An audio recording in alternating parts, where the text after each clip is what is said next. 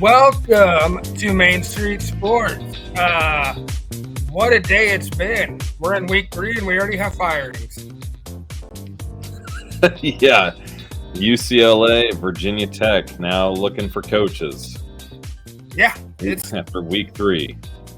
Yeah, it's we kind of thought that the UCLA firing would happen. You hit a little bit on it on Thursday night when you questioned me there about old Coach Foster, and then Virginia Tech one surprised me a little bit, but yep, they are both looking for new coaches. Yeah, it's actually kind of funny because I'm just going to get this out of here right away. On our buddy down in Florida, he called it on his show on Saturday morning, or maybe it was Friday night, I don't know, but he called it regarding Virginia Tech's firing. If they lost to Old Dominion, he was like, Pry was getting fired, and sure enough. Yeah. So, I mean, that game was freaking horrible. 38-7 at one point.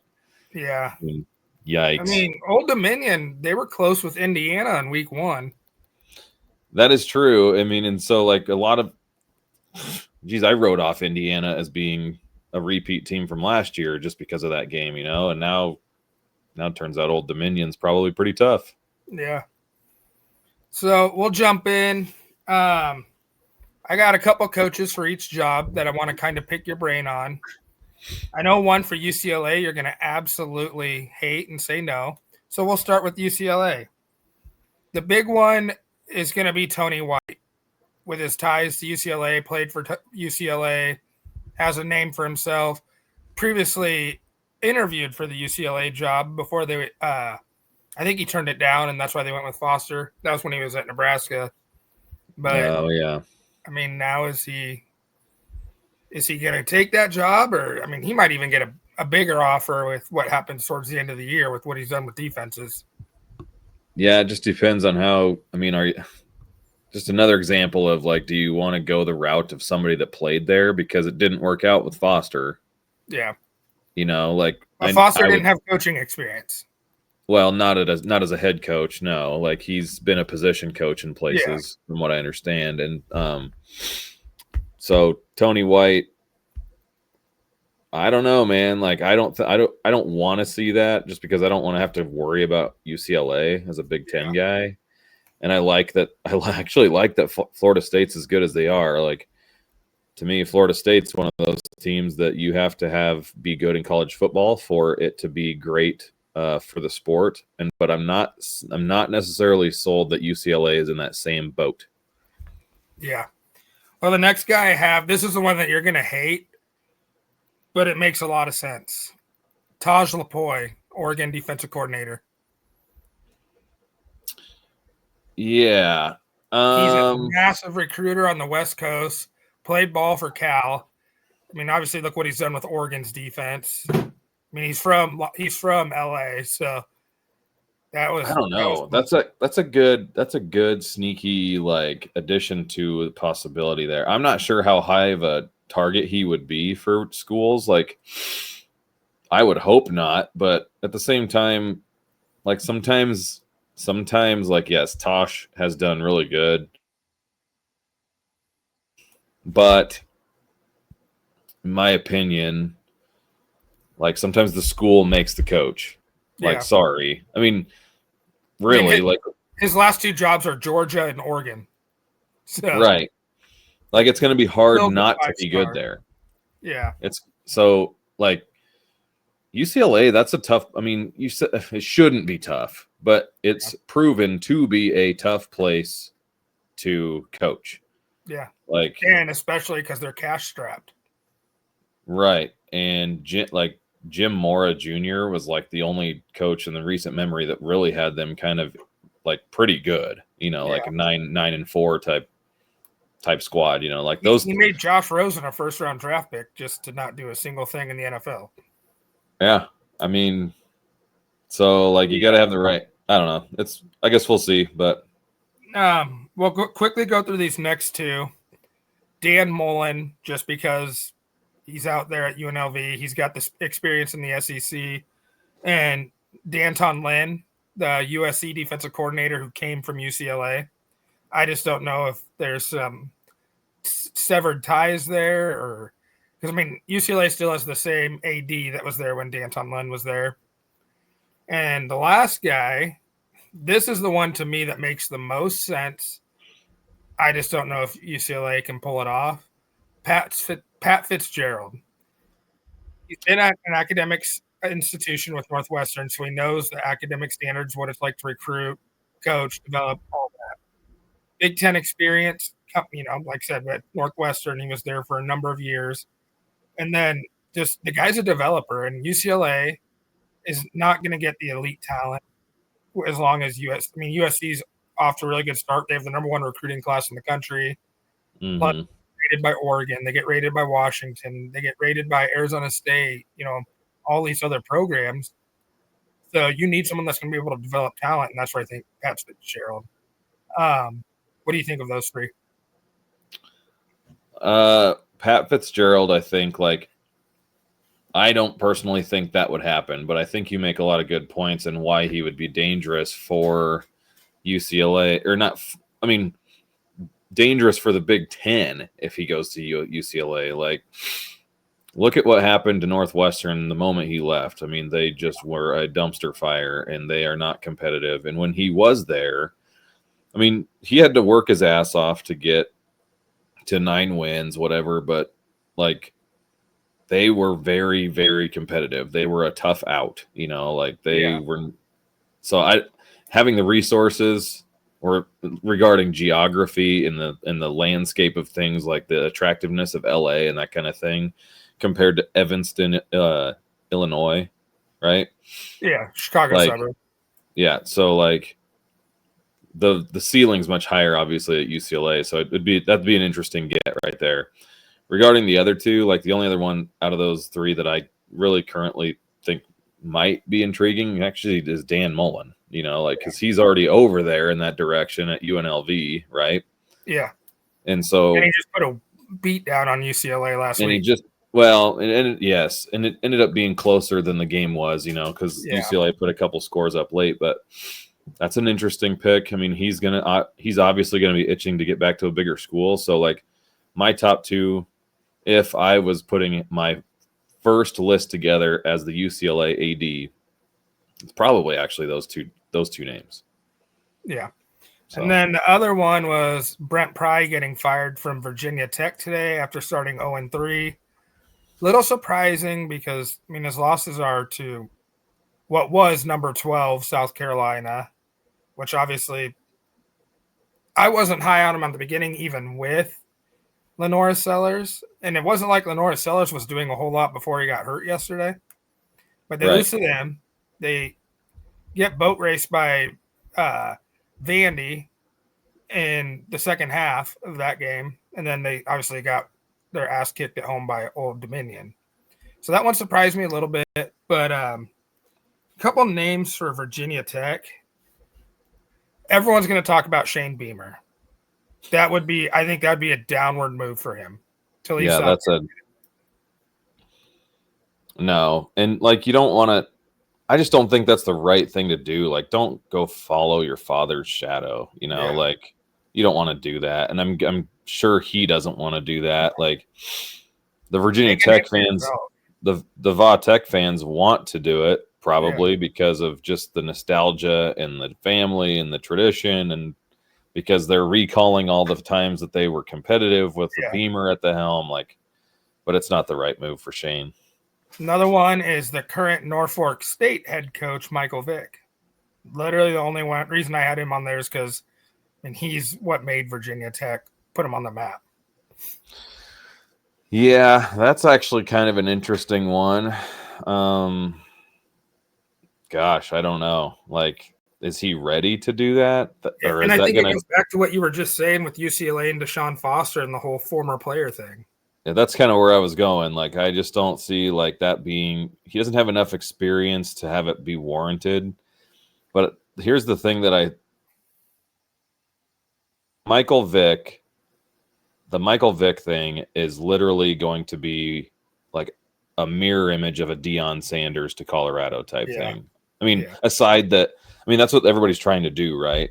Like the Deshaun Foster thing, I promise you, was more like oh, look what Dion can do. These former players that were good pros. Same thing with Michael Vick.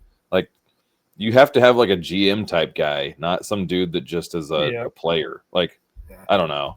Yeah, Eddie George down at Tennessee State. I mean, there's a couple players that are trying to do this whole thing.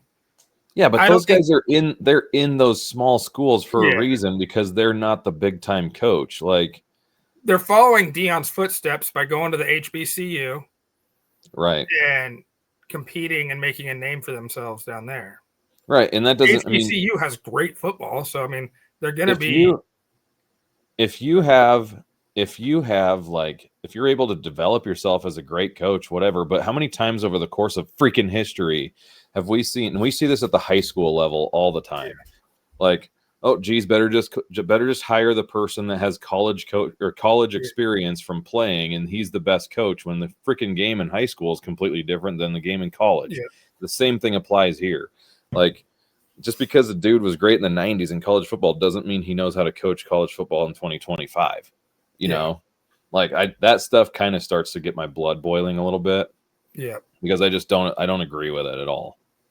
Yeah. So I have three more for them.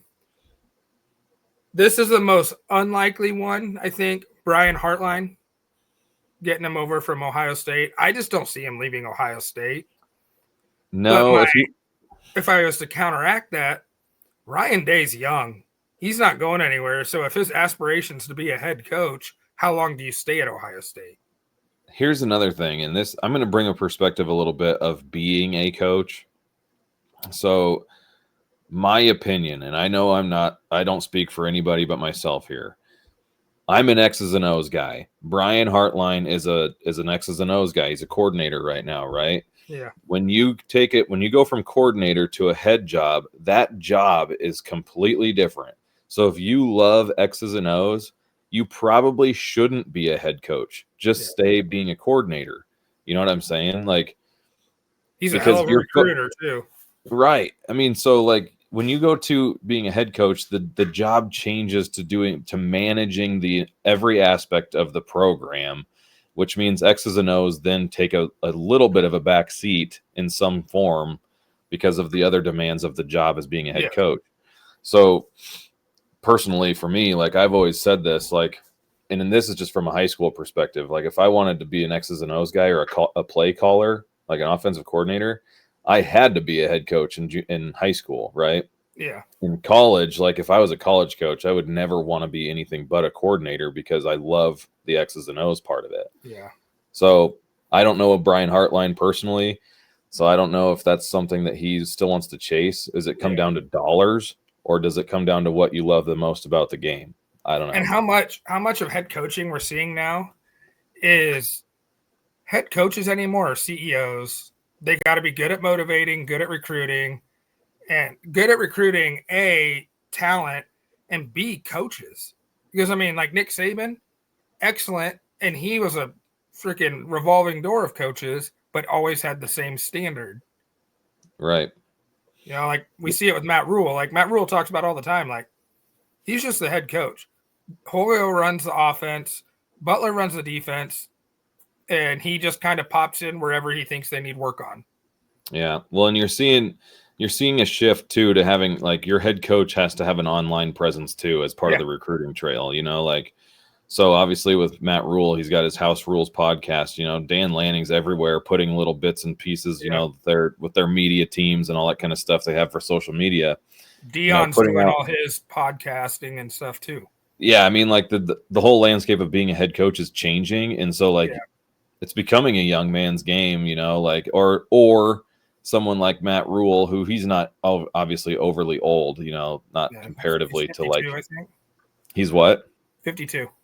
Yeah. So, like, obviously Mike Gundy is older than him, and Kirk Ferentz is older than them. And so, like, and they're not willing to adapt, and look what's happening to their programs. Well, look no further than Dabo with NIL. Like, that's part of adapting, you know? So, like, if Dabo's not willing to do that. Well, and it's the transfer portal with Dabo. Right. That's what I'm saying. NIL, transfer portal, whatever. these new changes in college football are just like they're essential to being ahead of and trendy, right? Yeah. So you can take this same principle and apply it to the 90s in Nebraska with the weight training program. It was ahead of everybody. Yep. It was the trendy thing, and then then everybody started catching up, right? So what's the next thing? Well, right now it's social media and kids are all over it. So what Yeah. can coaches do? Like what Coach Rule is doing to do that thing, to do to Well, stay ahead. and I know this is a different sport, but I think one of the biggest evolutions, if you want to talk about the older coaches, would be and I'll just use this example because it's close to home. John Cook. He was like Nick Saban. And then Yeah. about 3 or 4 years ago, TikTok kind of became this whole thing and social media, and he completely changed his coaching style to more of a kid friendly, not a military lead, but Mm-hmm.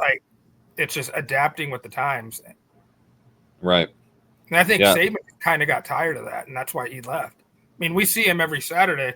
That guy, you can tell that drive's still there to want to coach, but he doesn't want to deal with all the extra BS.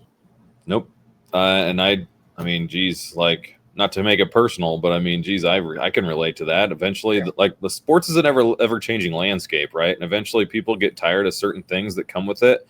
And if it's not for them in that current pace, if it changes and evolves, and then obviously it becomes a new person's dynamic, a new person's thing, or the younger generation's thing, and I don't know. I would consider myself to be much like Nick Saban regarding Yeah. the way I look at sports. The last thing I want to do, ironically, I'm here doing a podcast, but the last thing I want to do is to try to go do this kind of thing while I'm still doing the coaching and being the CEO of a program as well. So, yeah.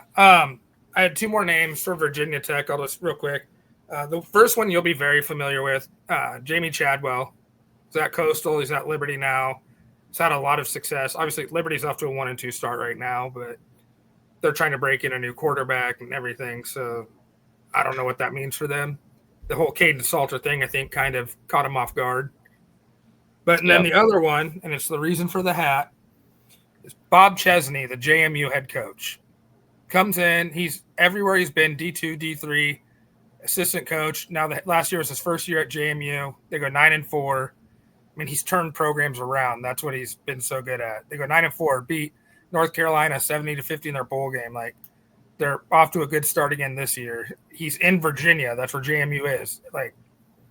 That's someone I kind of look at. But those are the names I had for Virginia Tech. And then obviously it could make sense, Golesh from USF, but I still think he's going for that Florida job. Yeah, I mean, that seems like a natural fit there, and you don't have to. I mean, doesn't Chadwell gets freaking his name thrown around for every job, and so obviously there's some sort of disconnect. Whether he just doesn't, maybe he's waiting for the right one. Yeah, I don't know, because I always hear that dude's name out there, and he never ends up going anywhere. Virginia Tech would be so perfect. It's a P5 job, but you're not in the SEC or the Big Ten. You're in a big market with the DC, Maryland, Virginia area right there. Maybe that's the one for Chadwell. It could be, I'm honestly shocked that the hire at the time, when you went that route with Justin Fuentes, I think that was what his name is, out of Memphis. Yeah.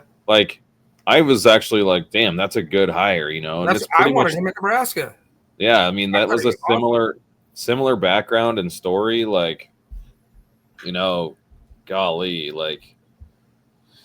I don't know. I think that they're going to try to entice somebody. They've been down long enough that they're going to try to make a splash hire, I think, is what they probably need to do for that fan base. So, yeah, I don't know. Well, with that, what about Dan Mullen to Virginia Tech? Yeah, I thought about that one. He's got all the ties in the South for recruiting. What about here? I'll give you one. Oh my gosh. Hold on. Let me look up the name real quick. I don't want to say it by the position. Well, you're doing that. Let's go to the opposite side of the spectrum. If you're Georgia Tech, how quickly are you working on an extension for Brent Key right now? Well, that's actually kind of funny you just said that, because that's where I was going, was the Georgia Tech route for Virginia Tech. Yeah. And not that they're going to hire Brent Key, but Buster Faulkner, the offensive coordinator. That I was thinking about that the other day, because his offense.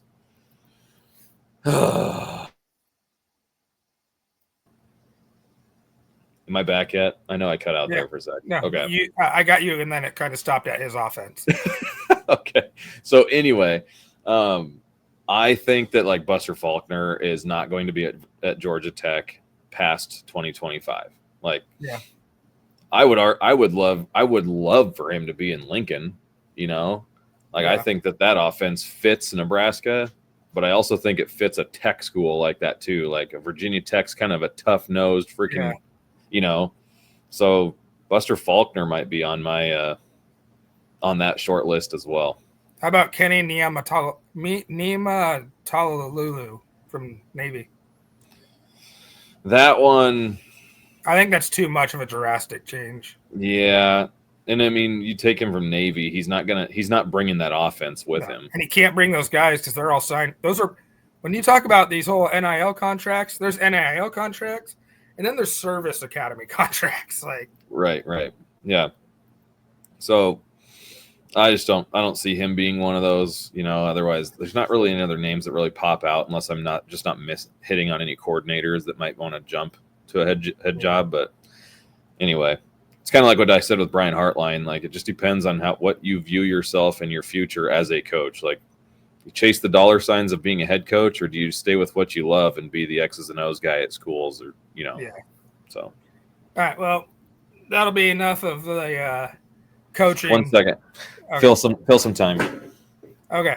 Kind of talk a little bit more. Another name for UCLA that just kind of came to mind would be a Bronco Mendenhall. Was at BYU, went to Virginia, didn't quite work out at Virginia. Now he's back at Utah State coaching there, so he's kind of familiar with the West Coast and that area. So that one just kind of came to me. I don't know if you caught that. With yeah, Bronco I was listening. Yep, Bronco Mendenhall. Yeah. Yeah, I don't know. Like, I don't want to see his name. Like, I just don't. That's kind of a name that's run its course for me. Like, I mean, as fans of the teams we are, yeah, UCLA, please go after Bronco Mendenhall. Yeah, I suppose that's true. If I'm talking about being an outsider, like, geez, there's a ton of people that you could go at. Like, what about Chip Kelly coming? Well, I guess he already was at UCLA, but yeah, kind of forget about that. I think that one's sold. That's yeah. I'm trying to remember the name of the guy. I mean, if Fresno State has success, I can't remember the name of the head coach they just got from North Dakota State. But that could be one too. I'm not bringing up your favorite coach because I like that idea of him going to Oklahoma State. Who are we talking about? From Cal. Oh, Justin Wilcox. Yeah. You actually like that move? For Oklahoma State? Absolutely. Oh, good. Yeah. Okay. What about Wilcox to Virginia Tech? That just seems so weird because he played at Oregon. Okay. Yeah, so like he actually is a Pacific Northwest guy. Yeah. Like, I don't see him moving all the way down to freaking Blacksburg. He might be going to Washington State after that freaking blowout to North Texas Saturday. Well, I don't think you're going to go there either. Like, you don't leave an ACC school to go to you know, the freaking glorified Mountain West after this year, you know. And so Jimmy Rogers, that was his third game. Like, yeah, he'll be fine. But all right, do you want to jump into games? Sure, let's hit me. Okay, let's start with Friday with the UCLA, New Mexico, and Kansas State, Arizona. I don't think we got to hit too much on UCLA, New Mexico. We see the result of the story. Yeah, the story's already been busted today. Yeah. So, like, it's just, I mean, I didn't. All I can say is I did not see a 35-10 win by New Mexico, because really the only thing we can really talk about with on that is that, like, the appearance, and especially the way Utah struggled with Wyoming, like, now you're kind of wondering, well, how good is Utah? Because that first win out of the half gate, they struggled. Yeah, but I mean, if it was 3-0 until late in the second quarter, like, dude, you're not as potent of an offense if you're only putting up 3 against the Wyoming Pokes, you know. So, like, for largely 2 quarters, like, I'm high on Utah. Like, I'm not dropping Utah. They still play great defense, you know. Like, but I'm just saying they're not. I was close to being like, man, they're going to be probably a top 8 team, you know. Wyoming held Akron scoreless, all right, and Akron put up 24 points this weekend. Yeah, big scoring explosion. I don't even know if I knew at one point they had 24. I don't know what the final of that game was. They did not win. I know that. Yeah. So well, Trent Dilfer, maybe he'll be the next head coach somewhere. UAB. Yeah, I don't know. No. And then Kansas State, Arizona. Yeah, that one. Kansas State off. That one's crazy because I kind of mentioned that in the scoreboard show that I did last night, just kind of messing around, and the yardage output by Arizona comparatively to Kansas State was kind of ridiculously lopsided. Yeah.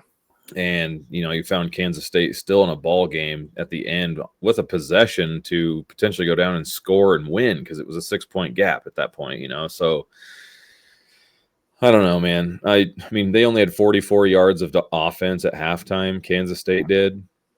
Like, that is unacceptable. And they had Dylan Edwards. They had Dylan Edwards this week. Back. So, like, I thought that he had left the program. When you said that he was going to play, I was like, what the heck, you know? Like, because he had entered the portal. Yeah. A few weeks ago. So, yeah. So seeing him be like, when you guys said that, I was kind of shocked, but then at the same time, it obviously didn't do anything. And Arizona's not a Big 12 like defense that you need to fear. Yeah. You know, so is Noah Fafita back next year? No. Like, is he back to what we saw from him 2 years ago? No, he wasn't that efficient. Like, he was like still only at a clip that was like 50% completion. He was actually under 50% at one point. But his like, I don't know if that's scheme or skill or whatever, but like, I was talking to my buddy Alex, you know, about it, because he was comparing, like, if you flopped the quarterbacks, you know, like, if you put Fafita on Kansas State, like, would they be better? And I was like, well, I think he's a better passer. But then when you look at his stats, he was only 50% or under. Well, it's better than Avery Johnson's stat line. Yeah. He put up an Iowa stat line. Yeah, my goodness. Like, we started talking about, I mean, I don't want to segue too much into Noah Fafita, but just because we talked about him 2 years ago, me and you, a lot, about him being the guy. Dread Fish, but about the guy all right with Damon Williams. Right. But then, like, we talked about him being the guy to come to Nebraska when Heinrich Harburg was the starter. Yeah. We were just like, we need a quarterback, you know, like, go to the portal, get Noah Fafita. That's who, we were all like. He was awesome as a freshman. Yeah. So, I don't know. Now it's like, well, how much of that was Tortilla? I don't know if it was necessarily McMillan as much as it was Jed Fish's offense. Yeah. You know, Fish's offense probably gave him some easier reads or whatever you want to call it, you know, like maybe easier throws. You have a receiver that can catch everything. He's obviously in the NFL, you know, like, they don't have the weapons that are equivalent to McMillan anymore. And so, and they had a pretty good running game that year, if I remember right. Yeah, so I was just going to bring that up. That's not Jonah Coleman, was it? Nah. I don't know if it was Jonah Coleman, but like. Because I know Jonah is a transfer. I just can't remember where he came from. Well, I thought he also came from Indiana. Yes, that's what it is, Indiana. So, yeah. He was at Arizona. He was at Arizona first, then went to Indiana, and now is at Washington. Okay. So he was the running back with Fafita 2 years ago. Okay. Dude, crazy. it's just that's part of this player movement makes it hard to remember exactly who you're like. Is that the guy that was? Yeah.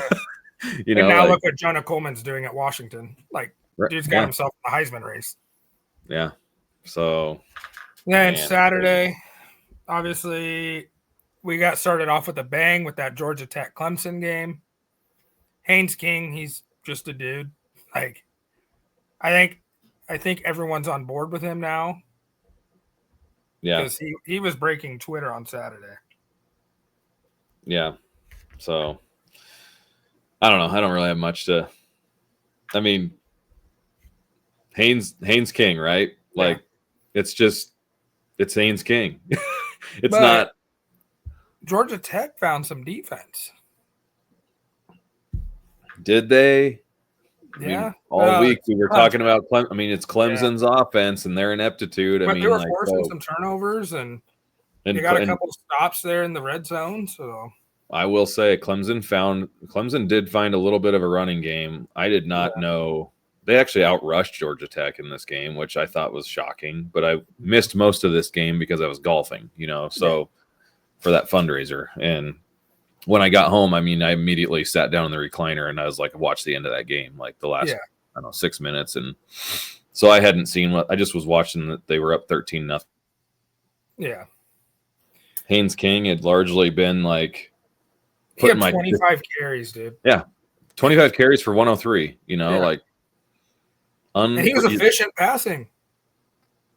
Yeah. And he's going to be because what the offense is when he's in there. Yeah. Like I just worry about his health, man. Like I hope they keep it rolling because I think he should they're not going to because he's not going to have crazy stats, Hey, I told you he was 100%. He's like 50% because by the end of that game, he could barely walk. Oh, yeah. Yeah. Every week they're going to put out that. But then he was getting beat up. They're going to put out that wear and tear thing every week and say Haynes King body. Like just that freaking graphic is just it makes me laugh. I mean, I feel bad for him, but I also kind of have to giggle. Yeah. This one I won't spend too much time on. I don't know if you got to see much of it, but I'll put it this way. It was Ryan Williams versus Wisconsin. In case you guys forgot, Ryan Williams is still good. 5 catches, 180, and 3 touchdowns. And did you see that dead leg on the sideline? No, I did not. Oh, my. You got to go look up Ryan Williams. It was like his 50-yard touchdown. Yeah, okay. I think I did see that, actually. He dead legged the guy on the sideline and just made him look silly. Yeah. Boy, like Billy Edwards didn't play. He is hurt. Yeah, I said this last night. Like, I don't think that Luke Fickell's going to be around much longer. Especially, like, I just don't. Like, we said that their schedule is brutal. Yeah, it's looking like they're going to struggle more than we thought, especially offensively. Yeah, like then you start thinking that's where Pat Fitzgerald goes. That would make more sense. Absolutely. Now that we're kind of talking about the prospects of Luke Fickell being like, I bet Wisconsin's like they have high academic standards and all that stuff they have to deal with too. And so Pat Fitzgerald absolutely knows how to navigate that. So, but they're a public school at least. Well, true, but I mean, but there's been a lot of recruits that have been like that don't get to go to Wisconsin because who was it? Nebraska got a running back. Scott Frost, first or second year. Yes. That was a 4-star committed to Wisconsin, but he didn't meet their academic standards. Right. And that's what I'm referencing here. I can't remember the name. Savion something. I think he ended up at Oklahoma. He was only at Nebraska. Savion Morrison? Yep. Yeah. Then he ended up at Oklahoma. Right. So that'll be about it on that. So Georgia, Tennessee. Oh my gosh, dude. The sequence here at the end was I mean, it is a tale as old as time. Like when it comes to Coach Saban, Nick Saban's coaching tree. Yeah. They are all built out of the same. I mean, you might as well just have a freaking a thing of putty. Like a what do they call those things? Like oh my gosh, I can't whatever, it doesn't matter. They're all the same person, right? Yeah. So with Alabama, you've seen this, and with Kirby Smart's Georgia, you have seen this. They're losing a game late, and then what do? They find a way to go down and score, blah blah blah, tie it. The other team who is ready to upset them, like completely blunders their opportunity to upset them, and then like I told Alex in Omaha, because he follows Tennessee, so I was like, when they miss that field goal and they go into overtime, and they kick the field goal from the same exact spot. Spot, drill it. I told him, I said, Georgia's going to score in 3 plays. That's a verbatim text. Like, I'm not saying field goal, I texted our group chat. I said, Georgia's winning. Well, of course. It's like you just knew they were. Like, it just wasn't going to – it was an aforementioned thing, like so. But I was like, they're going to score in 3 plays. And then the first play, it was an outside zone off tackle play or whatever. Yeah. The running back finds the corner on the top side of the screen going away from the recording. I mean, I feel like I've seen this in my sleep 5 million times with Alabama and Georgia, so. Well, and that was – I tweeted it out when Tennessee got to their big lead. It was like, dude, Tennessee was up 10-0 last year and blew it. Like, it's going to happen again this year. You've lost 8 straight. If this gets – Georgia A is going to come back, and as soon as they come back, what's going to come to your mind? We've lost 8 straight. We blew this game last year, and it's once that happened, like that game was over. They had them mentally beat. Yeah, but this is not like I just don't believe in college kids. Like, shouldn't even think that. Like, that's a stat for the fans, right? Like, that dates back to different coaches, different kids, different whatever, and like that's not even close to like to me. It's relevant, but it's not relevant. Like, it's a talking point, but to the kids on the field, like I think that it's not like a Tennessee thing. It's just the fact that Kirby Smart has freaking dudes that are attention to detail. They're refined in the fire. They handle adversity better because they've been there 100 million times, and their coaches know what it's like. And Heupel, like, continues to be, I have to laugh when I look at him on the sideline, because he just does not scream to me like he's not a guy I'm getting behind in the thick of it, yeah, that's a dude I'm gonna trust to take me into the trenches and trust when the game's really tight, like I don't know, like it's just maybe it's the double chin that he's got, like that whole thing that I'm just like, this dude does not look like somebody that I would trust in the thick in the when time gets tough. 2 more things I'm gonna hit on with that game. The first one, I absolutely hate that it ended on a review. It took the sales out of the win for me. George, because that sucks. But I mean, what do you do? It's the right call, but it sucks when it ends like that. And number 2, I didn't know Gunnar Stockton could run like that. Okay, so that's funny you say that, because I was literally just going to be like, I was shocked at how well he could throw. I knew he could run. I didn't know he could run. I knew he could throw because last year.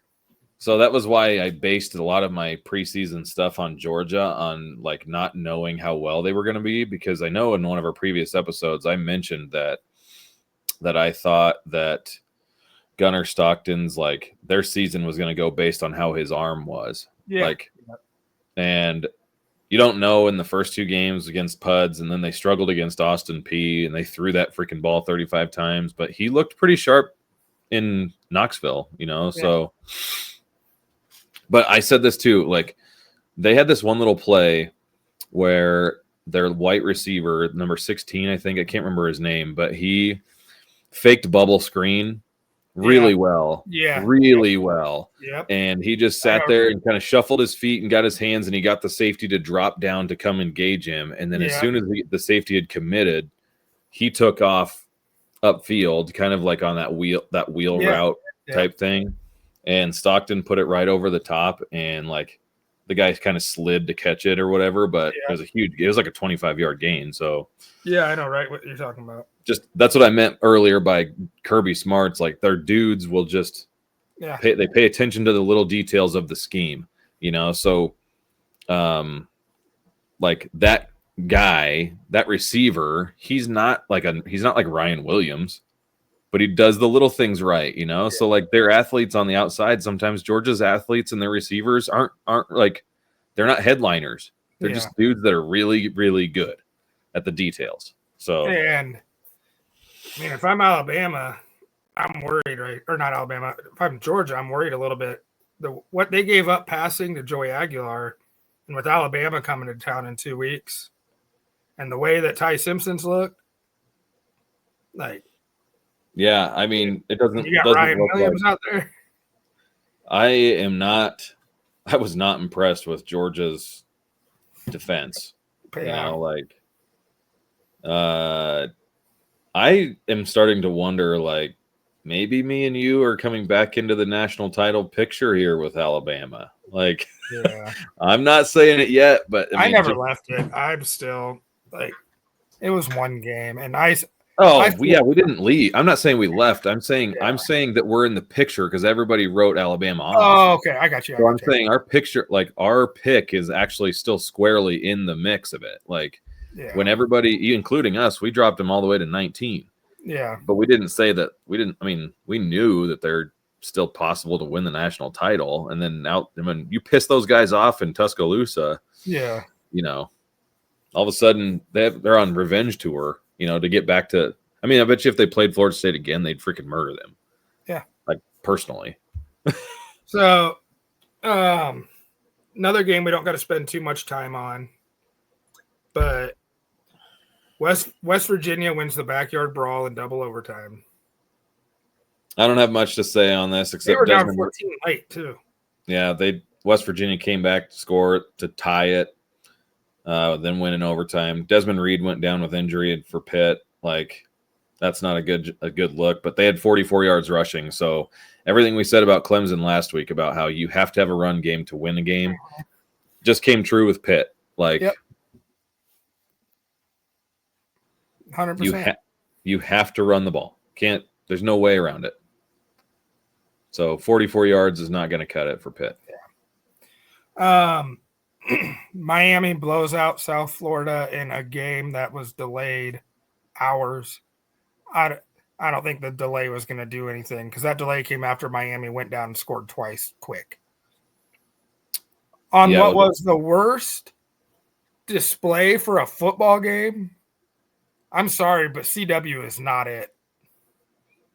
No, but when you do all this you didn't know the scope of South Florida.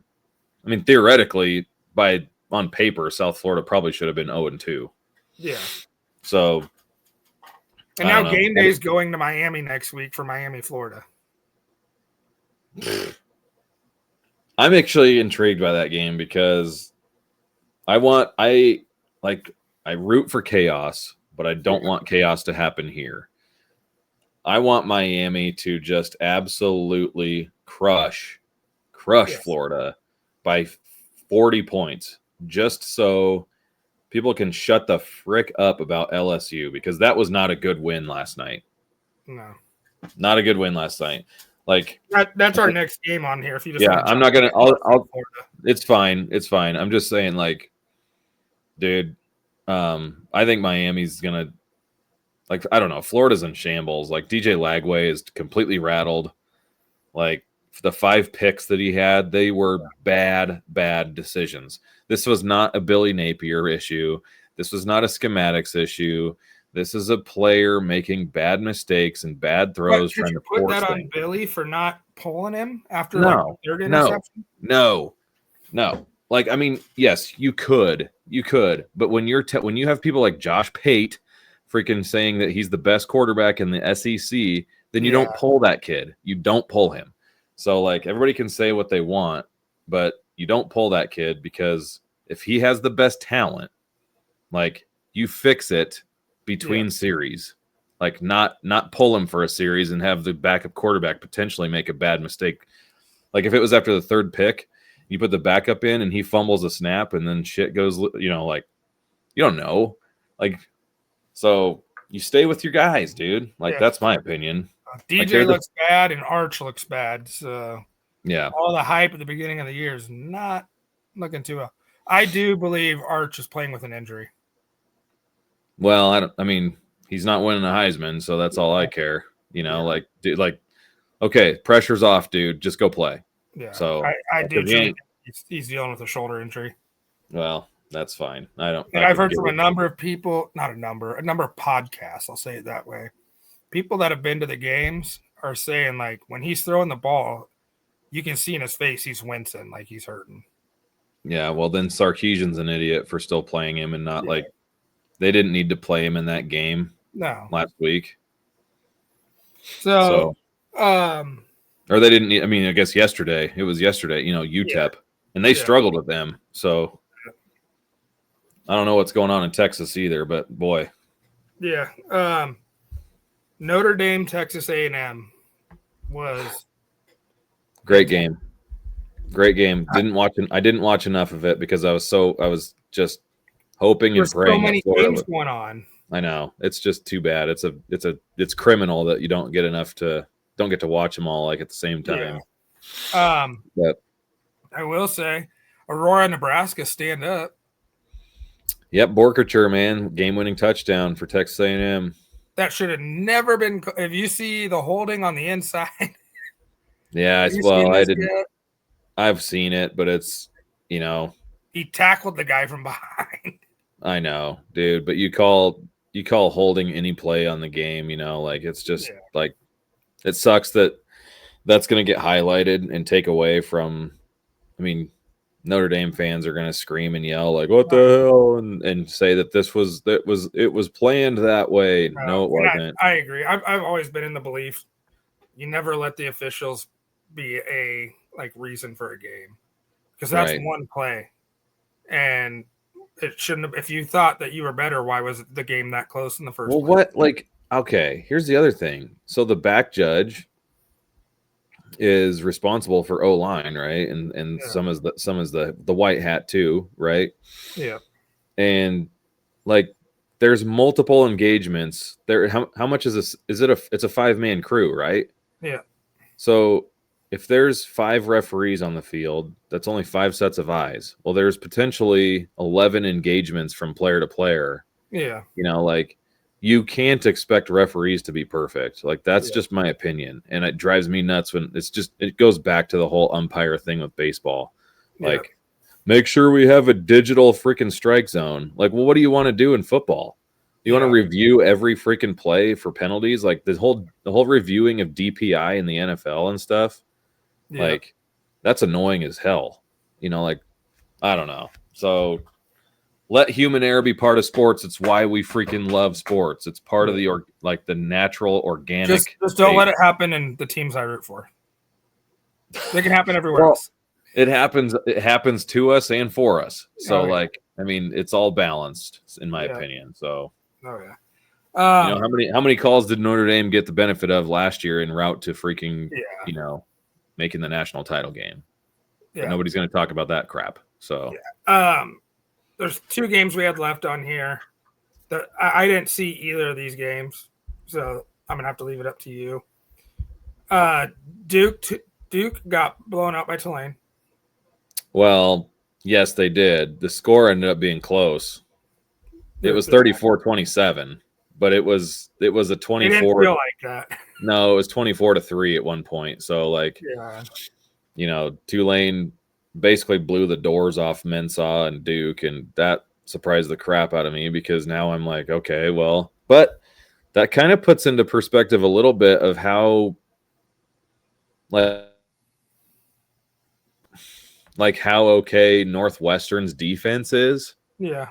I'm not going to go into that Northwestern Oregon game, but I'm just saying you start seeing the pieces of the puzzle start putting together, because you have these results so Tulane, I think they're easily the front runner. I mean, they hit a little bit of it when we were talking about Old Dominion and Indiana, and then the way they blew out Virginia Tech. Right, and so Tulane gets Ole Miss next week. I think is what it is. But so they'll get their test, and I don't know, is Tulane going to put up a better fight than Arkansas? Because Arkansas's offense was potent for Ole Miss, so.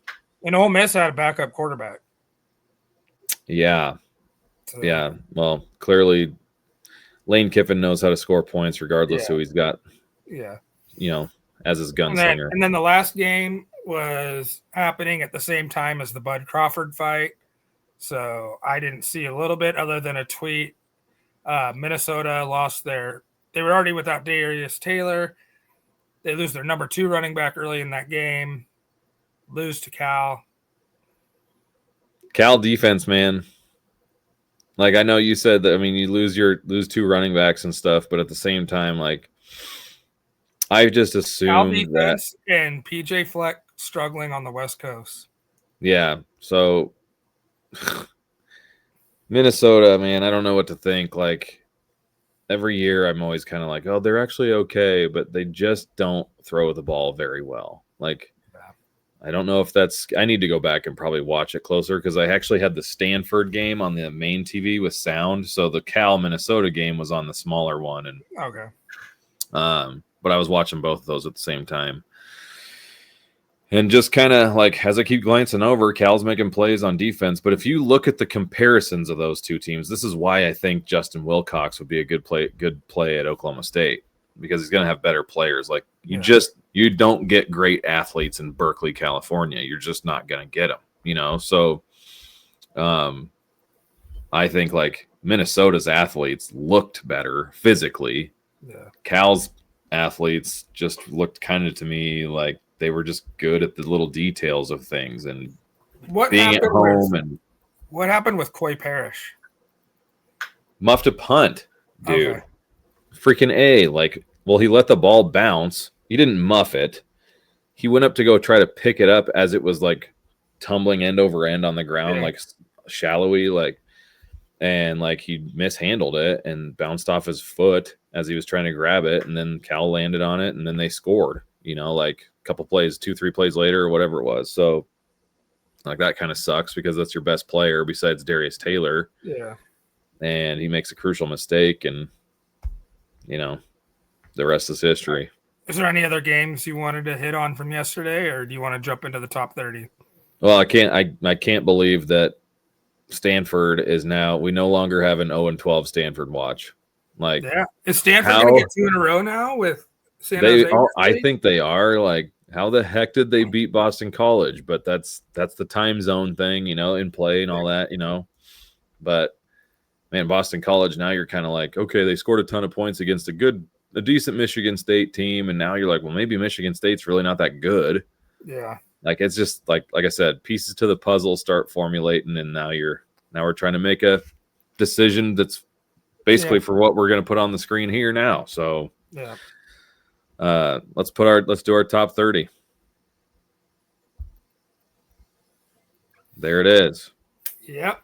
So obviously the big changes went with well, first off, since people are listening and don't see YouTube, 1, 2, and 3 stay the same, or 1, 2, 3, and 4 stay the same with Penn State, Ohio State, Oregon, Georgia. Then we went with Miami, Florida State at 5 and 6. And you texted this to me earlier. They look like the 2 best teams in the country right now. So, yeah. So I kind of said that at the beginning of my thing last night. There's only 2 teams to me that don't look like, there haven't been times of looking mortal. Yeah. Because I feel like everybody else has. Yeah. And the reason why I have I guess actually last night with Ohio State's Ohio game being 13-9 at halftime or whatever it was, just ridiculous. Like, they look mortal, and Texas has looked mortal, and LSU with some of like this transitive property stuff kind of comes in play where certain teams that are struggling are pulling other teams down with them. And, when we really at first respected that LSU over Clemson win, well, now look at Clemson and like, so I really think we're like feeling like we're in the mid 90s, late 90s, where it's freaking Florida State, Miami is top 5 programs, so yeah, it's crazy to me. And I love it because I think Miami, Florida State being the top dogs in the SC or in the ACC is fantastic. And they play at the end of the month. October 4th. Yeah. So okay, so first week of the next month. Okay. Yeah. Yep. It's October 4th. I knew it was coming so, up pretty quick. Yep. Then we went with LSU. I still don't know what to think of LSU. I'm not going to ask Brian Kelly though. Like I don't want to. Florida had 21 first downs to LSU's like 7. Yeah, and 5 turnovers. And, yeah, but it's like, but LSU's got some issues. If Wes Weeks is done for the year, because that knee injury looked pretty bad. Like I didn't see his, like, I knew he was hurt. Now, so Whit Weeks gets kicked out for a targeting call, a terrible call early in the first, and then Wes goes down with a knee injury there. What, the third quarter? I'm like oddly, like, as much as I dislike this whole SEC LSU like love, like I'm kind of here for the whole like Weeks brothers, like they're like psychopaths in the way that I love college football. And so like their oldest brother's a starting O lineman for Georgia, and their youngest brother's a redshirt for LSU right now. Graduated high school early to early enroll. There's 4 of them. Yeah. Oh, I didn't even know that. Well, like I got to like get familiarized with them through the SEC documentary. There's some bad dudes, but they're like really like down to earth, like country boys. Well, they don't play football like that. Like they're freaking psychopaths on the football field, and I love. When he got thrown out, I thought he was gonna freaking have an aneurysm. Oh yeah, and that's what I'm saying. Like, dude, if you're that big of a competitor that you are that distraught over being, and you should be. You probably should be. I don't want to make this come out the angle where I'm like, you shouldn't be acting like that. Like, no, you absolutely should. That's being a competitor. That's like. I might be an LSU fan this year just for the sole fact of being a Weeks family member. Like, not member, a fan of the family. Yeah. We didn't hit on South Carolina Vandy. We'll just do that when we get to Vandy in the rankings. Yep. Texas is at 8. Texas has got some issues. Yep. Well, who doesn't? That's my point. My point is that Miami, Florida State, to me, are the only ones that don't look like they have very many issues right now. Everybody else on this list does. Then Alabama 9, Illinois 10. Illinois got a big one this week with Indiana. Oklahoma 11, Georgia Tech up to 12. Yep. Then Utah, Iowa State. They both kind of struggled this weekend. Iowa State, man. So, okay. Iowa State and that at Arkansas State. That's a goofy freaking game. And why? Because Arkansas piss pounded Arkansas State the week before. Yeah. Like 52-10. Yeah. And Iowa State goes down there. And it's not going across the country. Like you just went south. It wasn't that far. So like, yeah, you played at Arkansas State, but that's not a home and field advantage. So like, and you win the game 24-16. Yeah. And they were trailing a lot of that game. Yeah, I don't. And now I've kind of started to cool on Iowa State. Like they're still going to be really good. The way Kansas State has looked, Iowa's looked. Like they're going to be good in the Big 12. Like they're still going to be fine. Like they're going to be playoff contenders. But like I just from a national perspective, like I'm cooling on them. Yeah, and then Vandy at 15. That's crazy. They blew the doors off of South Carolina. Like I'm not saying like I think that Vandy, it's just crazy to me that we're saying number 15 Vanderbilt. Yeah. Like those words don't really process in my brain very well because we're not talking college baseball. This is freaking college football. Yeah, right. So like it's just, but dude, Pavia Palooza is in full effect right now. Yeah, absolutely. And like I said, that Cedric Alexander dude, like he is good. He's a good dude. Number 28, the running back. He is a good dude. And they play defense. Yeah. Yeah, they have something going there in Nashville, which is crazy because being a Vanderbilt college kid is apparently like you have a nickname down there. So like I've said before, my sister-in-law lives down there and they call like there's a stereotype of like people or students though. Oh, those are Vandies. They're Vandies. Yeah. And it's like this. It's the typical like. It's the typical like. Oh, fraternity, like Yeah. I'm wearing khaki shorts that are like halfway up my thighs and Polos. And polos with it. Pastel polos. Yes, pastel polos. That's right. Yep. But I mean, Vanderbilt, they're investing a lot into the football program now too. They got They have to, dude. Like they're in the SEC. Like they can't just continue to be a doormat. Nashville, underrated city. So 16, Michigan, they got a big one this weekend. 17, Texas A&M, might be a little low, but jury's still out because their defense, even against the Notre Dame, was bad. The first 2 games against Puds wasn't great, so they got to figure that out. So, well, we'll get there. Never mind. I always want to get ahead of myself. Go for it. 18 Ole Miss, they barely squeaked out that Arkansas game last night. 19 Texas Tech, who might be the best team in the Big Ten. We'll find out this weekend. They go to Utah. Okay, so while we're on Texas Tech, because we have not talked about them really at all this year, we've just kind of been like, well, we don't really know. They spend a lot of money. They haven't played anybody, and so it's just like, but Balin Morton's just tearing up the stat book.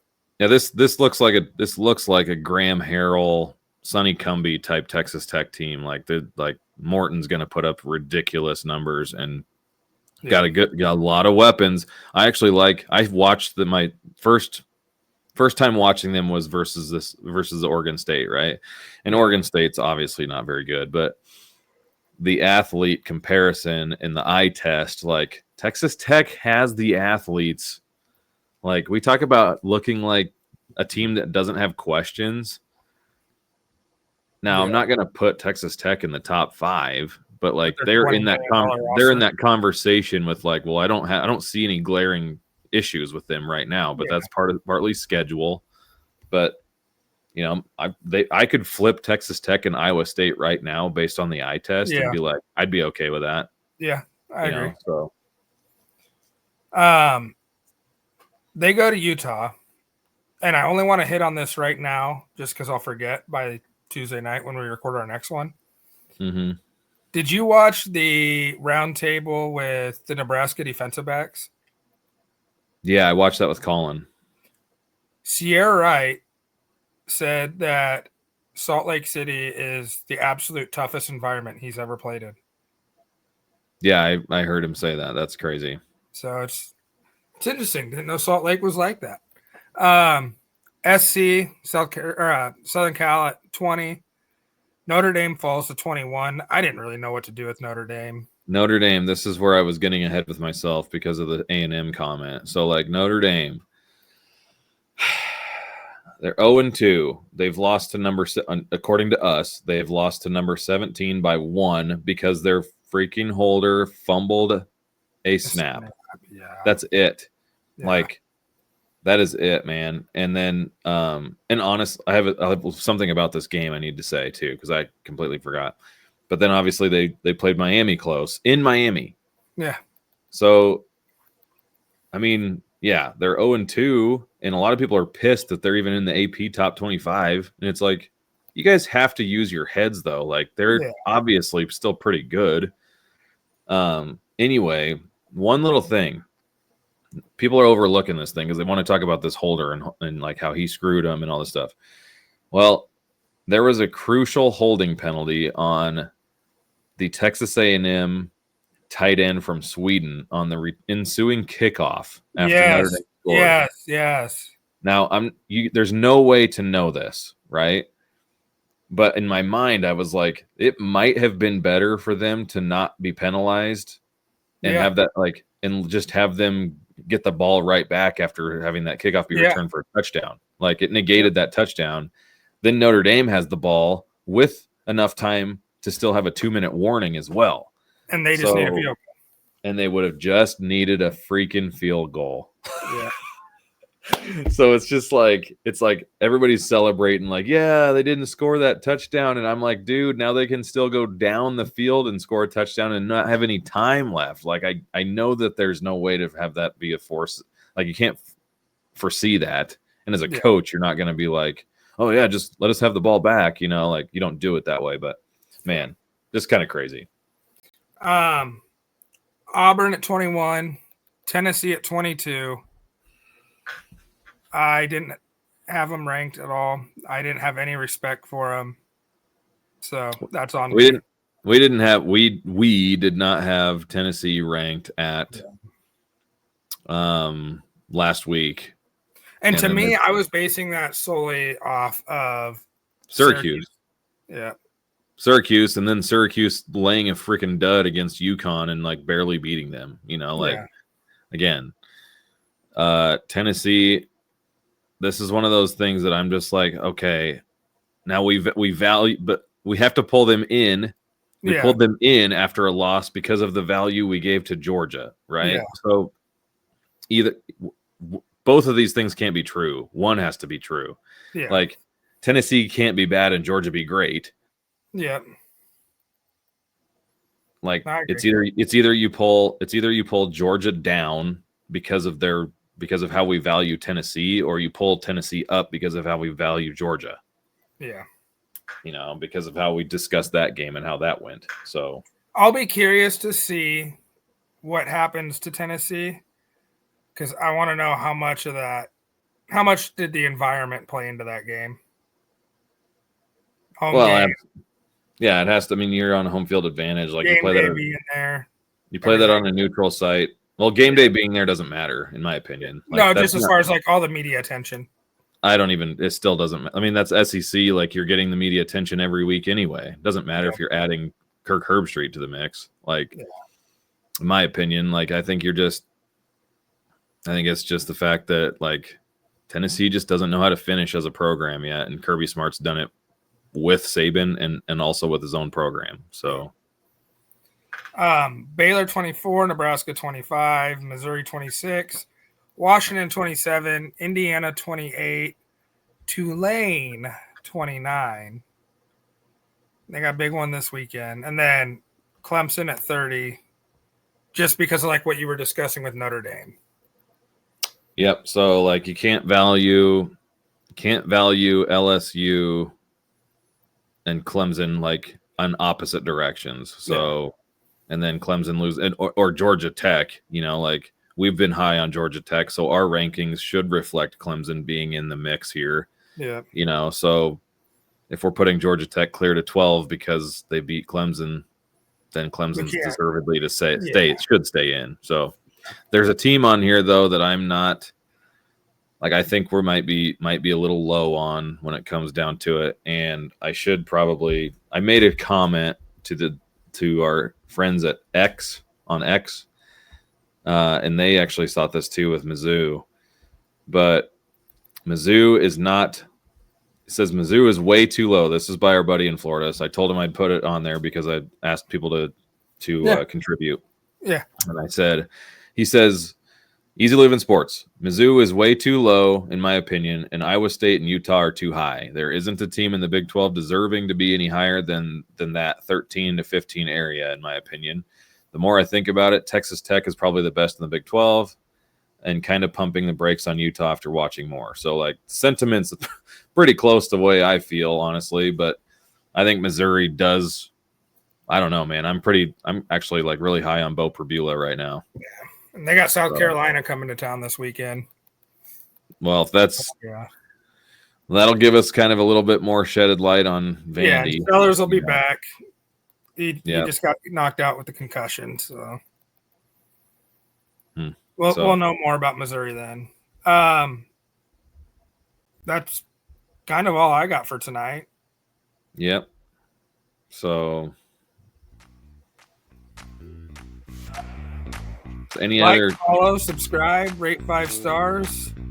Tell us who you think should be the next head coach of UCLA or Virginia Tech. Yeah, give us some guys maybe we're not seeing that are maybe under the radar that somebody and you guys somebody knows about that we should be talking about. All right. Have a good night. We'll see you Tuesday. Later, y'all.